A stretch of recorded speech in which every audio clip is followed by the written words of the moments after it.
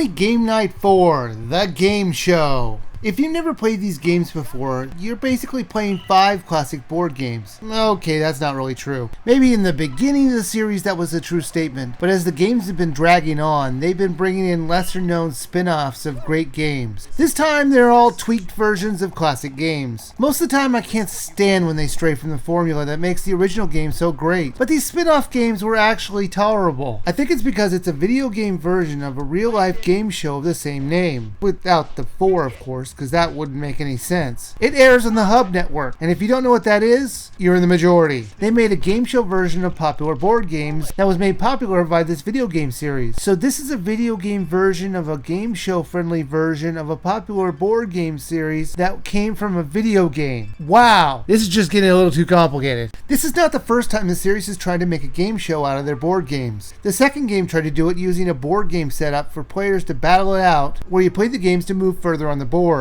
It was pretty bad, and I'm happy to say this is a much improved concept. For the most part, all the games play differently from their original roots. The 5 games this time around are Connect 4 Basketball. Okay, I know I lost some of you out there. Hang on, it's not as bad as it sounds.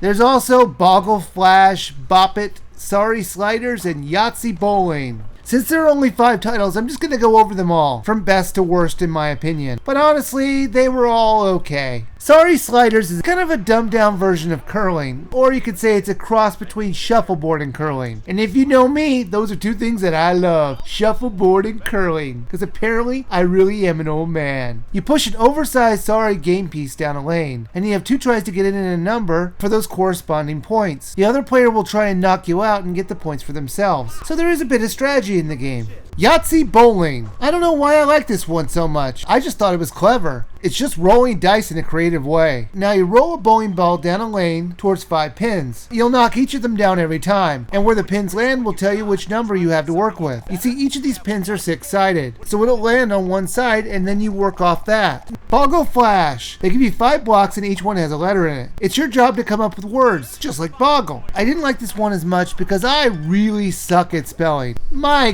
God, you should see the written version of this review. It would make my English teacher cry. Oh my God, can you believe this? How do you misspell the word the? Connect 4 Basketball. As lame as this sounds, it's really not that bad, and could actually be fun if the controls were actually good. Unfortunately, the controls would often misread my moves, or would have me saying I was shooting in the wrong area. If the controls worked more reliably, it would be higher up on my opinions of these games. The game is played like Connect 4, where you have to connect 4 like colors, hence the name Connect 4. This time you use basketballs instead of tokens, so there's a little bit of skill needed to put them in the right lanes in order to get the right connections. Lastly, Bop It. I know this must have been played for real in the game show, but they really should have cut it from this game, because Bop It doesn't translate very well to a video game. Plus, it was really boring. They would have you twist your Wiimote, press a button, and do other gestures, just so you can outlast your opponent. My main problem was, it just wasn't interesting at all. The game show has you playing each of these games. The winner of this game gets a Monopoly cash card. They have a money amount on it that you won't find out until the end. And I like that, except for the one twist. Each of these cash cards have random amounts of money, except for one card which has lots of money! So much it will pretty much win the game for that person. And I thought that was pretty cheap. How fair is it if you win 4 out of the 5 events only to lose because the other guy gets a great card? Also, when the host goes to find out what the cards hold on them,